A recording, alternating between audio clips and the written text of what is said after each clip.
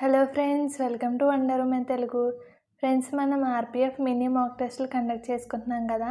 Already ఒక mini mock test అనేది conduct చేసుకున్నాం.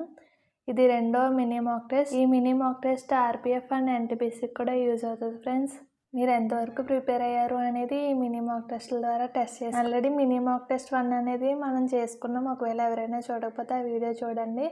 అలాగే మన ఛానల్ ఎవరైనా ఫస్ట్ టైం చూస్తున్నట్టయితే మన ఛానల్ సబ్స్క్రైబ్ చేసుకోండి. ఫ్రెండ్స్, మీ ఫ్రెండ్స్కి కూడా ఎవరైనా ప్రిపేర్ అవుతుంటే వాళ్ళకి కూడా షేర్ చేయండి. ఇంకా లేట్ చేయకుండా మనం మినీ మాక్ టెస్ట్ 2లోకి వెళ్దాం.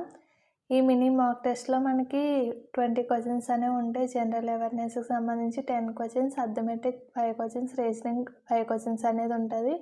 ఇంక లేట్ చేయకుండా జనరల్ అవేర్నెస్లో ఉన్న క్వశ్చన్స్ చూద్దాం. ఫస్ట్ క్వశ్చన్: ఈ క్రింది వారిలో ప్రస్తుతం అటార్నీ జనరల్ ఆఫ్ ఇండియాగా ఉన్నది ఎవరు? Answer R Venkataramana. ఫ్రెండ్స్, మనకి హూ ఈజ్ హూ అనే టాపిక్ అనేది చాలా ఇంపార్టెంట్. ఖచ్చితంగా ఈ టాపిక్లో మనకి 1 or 2 క్వశ్చన్స్ అనేవి వస్తాయి. ప్రజెంట్ మనకు జరుగుతున్న ఏఎల్పి ఎగ్జామ్లో కూడా ఈ హూ ఈజ్ హూ అనే టాపిక్ నుండి 2 క్వశ్చన్స్ అనేవి వస్తున్నాయి. సో ఖచ్చితంగా హూ ఈజ్ హూ అనే టాపిక్ కోసం చదువుకోండి. నేను ఆల్రెడీ వీడియో చేసి పెట్టాను. ఒకవేళ ఎవరైనా చూడకపోతే ఆ వీడియో అనేది నేను డిస్క్రిప్షన్ లింక్లో ఇస్తాను, చూడండి. సో నెక్స్ట్ క్వశ్చన్ చూద్దాం ఫ్రెండ్స్.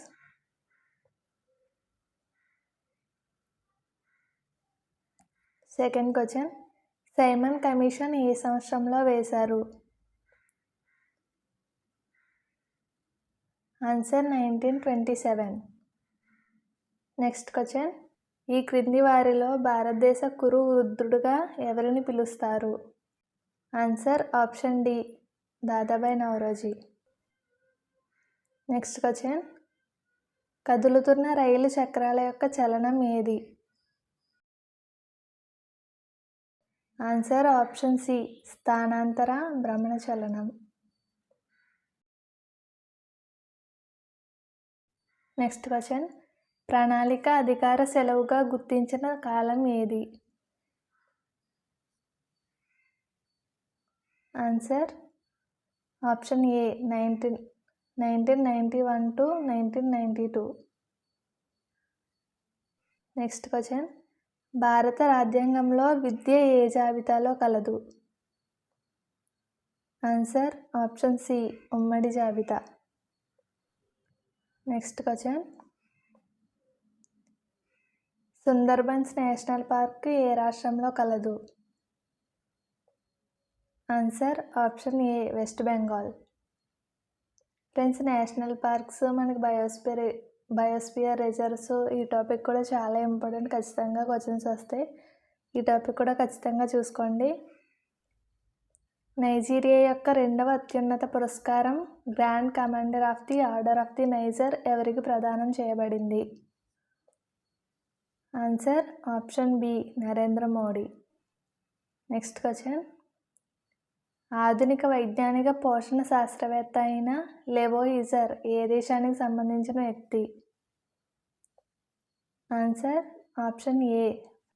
నెక్స్ట్ క్వశ్చన్: ఈ క్రింది వారిలో అత్యవసర పరిస్థితిని ప్రకటించే అధికారం ఎవరికి కలదు? ఫ్రెండ్స్, ఈ క్వశ్చన్కి ఆన్సర్ మీరే కామెంట్ సెక్షన్లో పెట్టండి. ఫస్ట్ ఎవరు పెడతారో కామెంట్ చూద్దాం. ఇప్పుడు మనం అథమెటిక్ క్వశ్చన్స్ అనేవి డిస్కస్ చేసుకుందాం. ఇప్పుడు నేను చెప్పే మోడల్స్ అన్నీ కూడా చాలా ఇంపార్టెంట్, వెరీ ఇంపార్టెంట్. ఏ టాపిక్స్ అయితే ఉంటున్నాయో, మనకి ప్రీవియస్ పేపర్స్లో ఎలాంటి మోడల్స్ అనేవి వస్తున్నాయో వాటిని బేస్ చేసుకుని నేను క్వశ్చన్స్ అనేవి ఫ్రేమ్ చేయడం జరుగుతుంది. ఫ్రెండ్స్, ఖచ్చితంగా మిస్ అవ్వకుండా వీడియోని చివరి వరకు చూడండి. సో అథమెటిక్ టాపిక్ నుండి క్వశ్చన్స్ చూద్దాం friends. First question: the average age of A class of 20 students is 20 years. When the age of the teacher is also included, the average will be increased by 2 years. What is the age of the teacher? మనకి 20 students యొక్క average ఎంత ఉంది? 20 students యొక్క average 20 years ఉంది. ఇప్పుడు 20 students యొక్క average 20 years ఉన్నప్పుడు teacher include అయింది కదా, అంటే 20 స్టూడెంట్స్కి టీచర్ని కలుపుకుని మనకి మొత్తం 21 మెంబర్స్ అవుతారు కదా. అయితే యావరేజ్ ఎంత అయింది? టీచర్ వచ్చిన తర్వాత యావరేజ్ అనేది 22 years అయింది, అంటే 22 years. 20 స్టూడెంట్స్ ఉన్నప్పుడు యావరేజ్ అనేది 20 ఇయర్స్ ఉంది. అయితే టీచర్ కూడా యాడ్ అయినప్పుడు యావరేజ్ ఏమైంది, 2 ఇయర్స్ పెరిగి 22 అయ్యింది. ఇప్పుడు చూడండి వీళ్ళ మధ్యలో డిఫరెన్స్ చూద్దాం. 20కి 21కి డిఫరెన్స్ ఎంత, +1. ఇక్కడ 20కి యావరేజ్ ఎంత పెరిగింది, 2 కదా. సో ఇప్పుడు చూడండి మనకి క్రాస్ మల్టిప్లై చేస్తే ఇవి రెండింటికి కూడా క్రాస్ మల్టిప్లై చేస్తే మనకు ఆన్సర్ అనేది టీచర్ ఏజ్ అనేది వస్తుంది అన్నమాట. 22 ఎంత, టీచర్ ఏజ్ వచ్చేసి మనకి 22 ఎంత, 40 ప్లస్ ఇక్కడ 1 × 22 ఎంత, 22 ఇయర్స్. అంటే మొత్తం ఎంత అయింది, 40 + 22 62. అంటే మనకి 62 ఇయర్స్ అనేది టీచర్ ఏజ్ అనేది ఆన్సర్ వస్తుంది మనకి.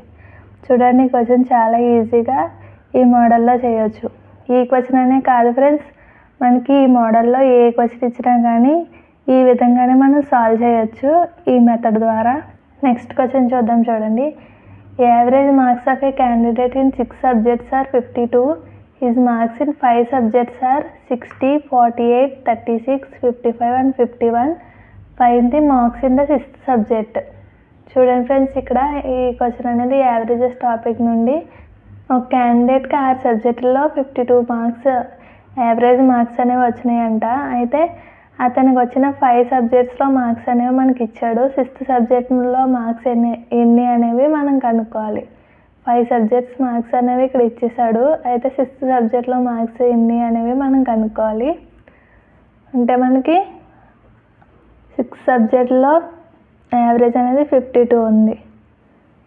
6 సబ్జెక్టుల్లో కూడా 52 అనేది యావరేజ్ ఉంది. సో మిగిలిన 5 సబ్జెక్టుల్లో కూడా మనకి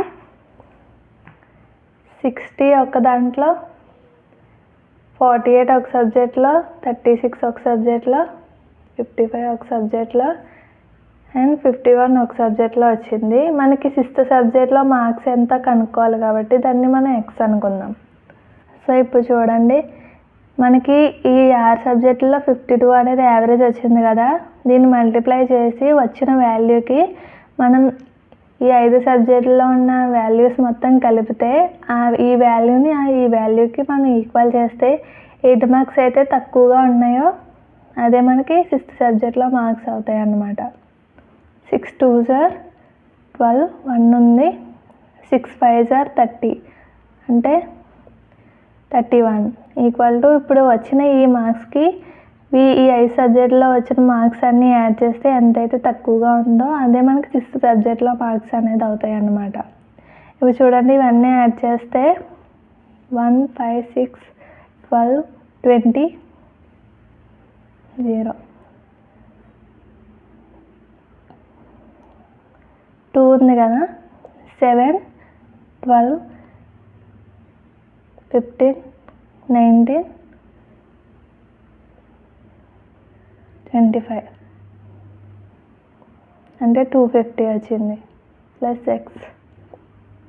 అంటే చూడండి X = 312 - 250 చేస్తే మనకి ఆన్సర్ ఎంత వస్తుంది, 62 మార్క్స్ అనేది వస్తుంది ఆన్సర్. అంటే 6th సబ్జెక్ట్లో వచ్చిన మార్క్స్ అన్నీ 62 మార్క్స్ అన్నమాట.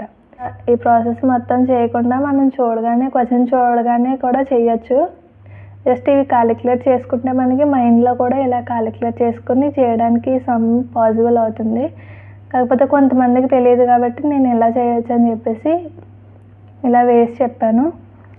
సో ఇదే క్వశ్చన్ని మనం ఆప్షన్స్ బేస్లో కూడా చేయొచ్చు. చూడు ఆప్షన్లో లాస్ట్ డిజిట్ అనేది అన్నీ సెపరేట్గా ఉన్నాయి కదా. సో ఇలాంటి టైంలో మనం జస్ట్ లాస్ట్ డిజిట్ వెరిఫికేషన్ కూడా చేయొచ్చు. ఇక్కడ 6 2s ఎంత, 12 అని వచ్చింది కదా. అంటే లాస్ట్ డిజిట్ అనేది 2 రావాలి మనకి. ఇవన్నిటిని యాడ్ చేస్తే లాస్ట్ డిజిట్ అనేది 2 ఉండాలి. అలా అయితేనే మనకి ఆ వాల్యూ అనేది దీనికి ఈక్వల్ అవుతుంది. అంటే ఇప్పుడు చూడండి ఇక్కడ మనకి లాస్ట్ డిజిట్స్ అన్నీ యాడ్ చేస్తే లాస్ట్ డిజిట్ అనేది మనకి 0 వచ్చింది కదా.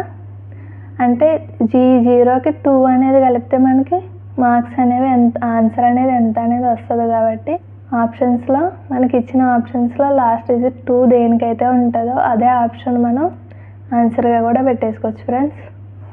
సో ఈ క్వశ్చన్కి ఆన్సర్ అనేది 62 అనేది వచ్చింది. నెక్స్ట్ క్వశ్చన్ చూద్దాం friends. The winning candidate in an election won by a margin of 42,000 votes securing 50% of the votes. What was the total number of votes cast in the election? అంటే మొత్తం 100% ఓట్స్లో 57% oats అనేవి గెలిపొందిన వ్యక్తికి వచ్చినవి. అంటే 100% ఓట్లలో గెలిచిన వ్యక్తికి 57% oats వస్తే ఓడిపోయిన వ్యక్తికి ఎంత పర్సెంట్ ఓట్స్ వస్తాయి? 43% ఓట్స్ అనేవి వస్తాయి. ఈ గెలుపొందిన వ్యక్తికి అలాగే ఓడిపోయిన వ్యక్తికి మధ్యలో డిఫరెన్స్ అనేది మనం తీసుకుంటే ఆ డిఫరెన్సే మనకి 42,000 ఓట్స్తో ఈక్వల్ అవుతుంది అన్నమాట. అంటే వీళ్ళిద్దరికీ మధ్యలో డిఫరెన్స్ ఎంత ఉంది, ఎంత పర్సెంటేజ్ అనేది డిఫరెన్స్ ఉంది, ఆ పర్సెంటేజే మనకి 42,000 ఓట్స్తో అనేది ఈక్వల్ అవుతుంది. 57%కి 43%కి మధ్యలో డిఫరెన్స్ మనకి ఎంత ఉంటుంది? 57 and 43 తీసేస్తే 14. అంటే ఈ 14% మనకి ఈ 42,000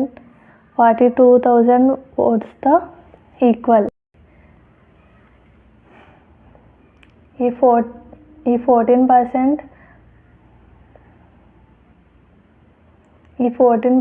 ఓట్స్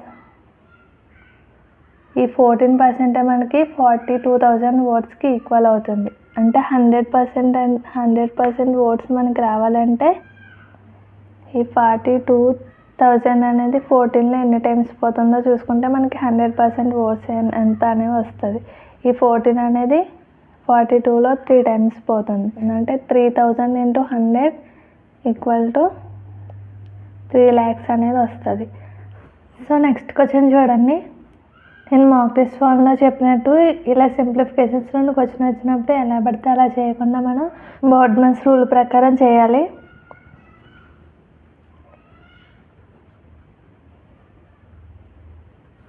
బోర్డ్మన్స్ రూల్ ప్రకారం చేస్తే మనకి కరెక్ట్ ఆన్సర్ అనేది వస్తుంది.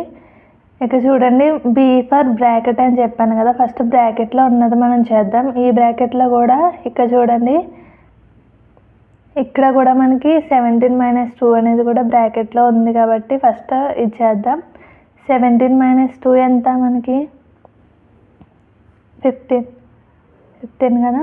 సో ఇది కంప్లీట్ చేసాం. ఇప్పుడు చూడండి 45/15 అని వస్తుంది కదా. 45/15 అంటే 15 అనేది 45లో 3 టైమ్స్ పోతుంది మనకి. ఇప్పుడు చూడండి -10 ఉంది. ఇక్కడ చూడండి హాఫ్ అని ఉంది కాబట్టి ఈ 2 ఈ 10లో 5 టైమ్స్ అంటే ఇక్కడ 5 ఉన్నట్టు. ఇక్కడ -3 ఉంది. ఈ 5 ఇక్కడ 5 ఉంది కదా, ఇంటూ 5 -24 + 13. ఇప్పుడు చూడండి మనకు వచ్చిన ఈ ఫార్ములాలో 5 × 5 ఎంత? 25 మైనస్ ఇక్కడ మల్టిప్లై చేయాల్సినవి కూడా చేస్తాం. ఇంకా మనకి ఏ ఫర్ ఎడిషన్ కదా, సో ఎడిషన్ చేద్దాం. 24 + 13 ఎంత మనకి? 37 అవుతుంది. ఇప్పుడు ఇంకా ఇక్కడ -3 అనేది అలా మిగిలింది కాబట్టి అది కూడా రాసుకుందాం. ఇప్పుడు 37 - 25 - 3 ఎంత? 28. ఇప్పుడు చూడండి 37లో నుండి 28 తీసేస్తే 9. అంటే మనకు ఆన్సర్ అనేది 9 వచ్చింది. సో బోర్డ్మన్స్ రూల్ ప్రకారం సింప్లిఫికేషన్ అనేది చేస్తే మనకి ఇలా ఈజీగా ఆన్సర్ వస్తుంది. బోర్డ్మన్స్ రూల్ కాకుండా ఎలా పడితే అలా మీరు చేయడం వల్ల ఆన్సర్ అనేది కరెక్ట్గా రాదు ఫ్రెండ్స్. ఖచ్చితంగా బోర్డ్మన్స్ రూల్ అనేది పాటిస్తున్నాయి. సింప్లిఫికేషన్ క్వశ్చన్ వచ్చినప్పుడు అనేది ఆన్సర్ చేయండి. నెక్స్ట్ క్వశ్చన్ చూద్దాం. A train can cover a distance of 243 kilometers in 3 hours. What is its speed in meters per seconds? ఈ క్వశ్చన్ మీరే ఆన్సర్ చేసి కామెంట్ బాక్స్లో ఆన్సర్ పెట్టండి ఫ్రెండ్స్. నెక్స్ట్ రీజనింగ్ క్వశ్చన్స్ చూద్దాం. ఫస్ట్ క్వశ్చన్ వచ్చేసి coding and డీకోడింగ్లో నుండి. If biscuit is coded as BSCT and minimum is coded as MNMM, how will alphabet be coded? చూడండి friends, biscuit అనేది మనకి బిఎస్సిటి కింద కోడ్ అయింది. అలాగే మినిమం అనేది ఎంఎన్ఎంఎం కింద కోడ్ అయింది. అయితే ఆల్ఫాబెట్ని ఈ విధంగా ఎలా కోడ్ చేస్తామని చెప్పేసి అడుగుతున్నారు. మన కోడింగ్ అండ్ డీకోడింగ్లో చాలా లాజిక్స్ ఉంటాయి కదా, మనం సరిగ్గా థింక్ చేయాలి. ఏ లాజిక్ అనేది ఇందులో అప్లై చేయాలి అనేది థింక్ చేస్తే మనకి క్వశ్చన్ చూడగానే కూడా ఆన్సర్ అనేది ఫ్యూ సెకండ్స్లో అనేది మనం గెస్ చేయగలుగుతాం. ఇక్కడ చూడండి,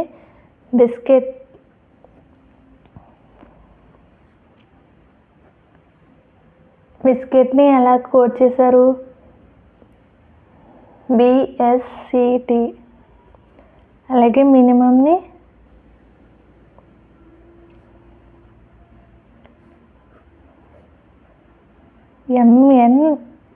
ఎంఎన్ఎంగా కోడ్ చేశారు.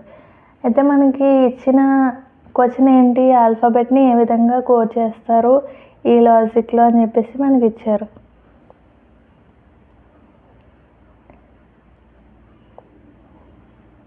ఆల్ఫాబెట్ చూడండి ఫ్రెండ్స్, ఇక్కడ బిస్కెట్లో మనకి బిఎస్సిటి అనేవి మాత్రమే రాశారు. అలాగే మినిమంలో ఎంఎన్ఎంఎం మాత్రమే రాశారు.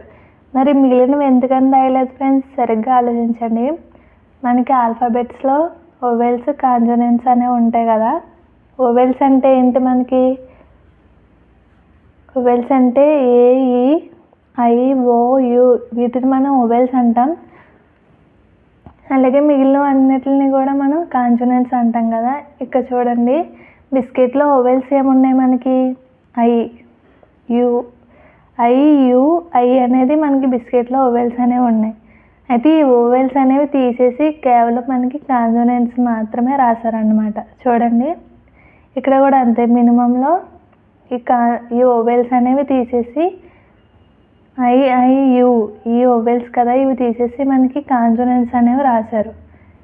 ఈ విధంగా ఈ క్వశ్చన్ అనేది కోడ్ చేయబడి మనకి ఇచ్చిన ఈ ఆల్ఫాబెట్ అనే ఈ పదంలో నుండి మనం ఓవెల్స్ అనేవి తీసేసి మిగిలినవన్నీ వరుసగా రాస్తే మనకి ఆన్సర్ అనేది వస్తుంది. ఏ అనేది ఓవెల్ కాబట్టి ఇది అవసరం లేదు. అంటే ఎల్ అనేది కాన్సోనెంట్ కాబట్టి రాయాలి. పి కూడా కాన్సోనెంటే, హెచ్ కూడా కాన్సోనెంటే. ఏ అనేది ఓవెల్ కాబట్టి అవసరం లేదు. బి అనేది కాన్సోనెంట్ కాబట్టి రాస్తున్నా. ఈ అనేది ఓవెల్ కాబట్టి రాయనవసరం లేదు. టీ అనేది కాన్సోనెంట్ కాబట్టి టీ రాస్తున్నాను. చూడండి ఫ్రెండ్స్, మనకు ఆన్సర్ అనేది ఎల్పిహెచ్బిటి అనేది మనకు ఆన్సర్ అనేది వచ్చింది. సో నెక్స్ట్ క్వశ్చన్ చూద్దాం. నెక్స్ట్ క్వశ్చన్ వచ్చేసి మనకి ఎనాలజీ నుండి స్లేట్ అనేది FUBMTగా రాశారు. ఇండియా అనేది ఎలా రాస్తారో అని చెప్పేసి అడుగుతున్నారు. ఇది కూడా స్లేట్ని FUBMTగా రాశారు. ఇండియాని ఎలా రాస్తామని చెప్పేసి అడుగుతున్నారు. ఇక్కడ వీరు ఈ రెండిట్ల మధ్యలో ఎలాంటి రిలేషన్ అయితే ఉంటుందో ఇండియాకి వేరే వచ్చే మన ఆన్సర్కి కూడా అదే రిలేషన్ ఉండేలాగా మనం ఆన్సర్ అనేది చేయాలన్నమాట. ఇది ఎలా రాసారో ఒకసారి అబ్జర్వ్ చేద్దాం. లాస్ట్ ఈ ఉంది కదా, ఈ తర్వాత వచ్చే లెటర్ ఏంటి? ఎఫ్. టీ తర్వాత వచ్చే లెటర్ యు. ఏ తర్వాత వచ్చే లెటర్ బి. ఎల్ తర్వాత వచ్చే లెటర్ ఎం. ఎస్ తర్వాత వచ్చే లెటర్ టీ. సో చూడండి, ఇది ఆ లాజిక్లో రాయబడింది. మనకి లాస్ట్ నుండి తర్వాత వచ్చే లెటర్ ఏంటనేది అది ముందు రాయబడింది అన్నమాట. సో మనం అలాగే రాద్దాం. ఏ తర్వాత వచ్చే లెటర్ ఏంటి? బి. ఐ తర్వాత వచ్చే లెటర్ జే. డి తర్వాత వచ్చే లెటర్ ఈ. ఎన్ తర్వాత వచ్చే లెటర్ ఓ. ఐ తర్వాత వచ్చే లెటర్ ఏంటి? జే. సో మనకు ఆన్సర్ అనేది BJEOJ అనేది మనకు ఆన్సర్ వస్తుంది. చూడండి ఫ్రెండ్స్, మనకి నెక్స్ట్ క్వశ్చన్ వచ్చేసి in the following diagram rectangle indicates teachers, circle indicates males and triangle indicates politicians. చూడండి ఫ్రెండ్స్, ఇక్కడ ఇది మనకి ఈ క్వశ్చన్ అనేది వెన్ డయాగ్రామ్స్ నుండి. వెన్ డయాగ్రామ్స్లో మనకి ఇలాంటి ఒక వెన్ డయాగ్రామ్ అనేది ఇచ్చేసి మళ్ళీ క్వశ్చన్స్ అనేది అడుగుతారు. ఒక క్వశ్చన్ అడగచ్చు, లేదంటే 2 క్వశ్చన్స్ అడగచ్చు. ఇప్పుడైతే ఇందులో మనకు ఒక క్వశ్చన్ అనేది ఉంది. క్వశ్చన్ ఏంటంటే who is the female teacher but not a politician. ఇక చూడండి ఫ్రెండ్స్, క్వశ్చన్లో మనకి ఆల్రెడీ ఇక్కడ ఈ వెన్ డయాగ్రామ్తో పాటు దీనికి సంబంధించిన కొంచెం మ్యాటర్ కూడా ఇచ్చారు. అదేంటంటే రెక్టాంగిల్ ఇండికేట్స్ అంటే ఈ రెక్టాంగిల్ అంటే ఇదే కదా, రెక్టాంగిల్ ఇండికేట్స్ టీచర్స్ అంట. ఈ రెక్టాంగిల్లో ఉన్న వాళ్ళందరూ టీచర్స్. తర్వాత సర్కిల్ ఇండికేట్స్ మేల్స్, ఈ సర్కిల్లో ఉన్న వాళ్ళందరూ మేల్స్. తర్వాత రెక్టాంగిల్ ఇండికేట్స్ అంటే ఇందులో ఉన్న వాళ్ళందరూ కూడా మనకి ఎవరు, పొలిటీషియన్స్ అవుతారన్నమాట. ఇప్పుడు చూడండి, మనకు ఇచ్చిన క్వశ్చన్ ఏంటంటే who is the female teacher but not a politician అని అడిగారు. ఫీమేల్ టీచర్ అని అడుగుతున్నారు, బట్ నాట్ ఏ పొలిటీషియన్ అంట. ఇంకా చూడండి, టీచర్కి సంబంధించి మనకి ఏమి ఇచ్చారు, రెక్టాంగిల్లో ఉన్న వాళ్ళందరూ టీచర్స్ అని చెప్పేసి అన్నారు కదా.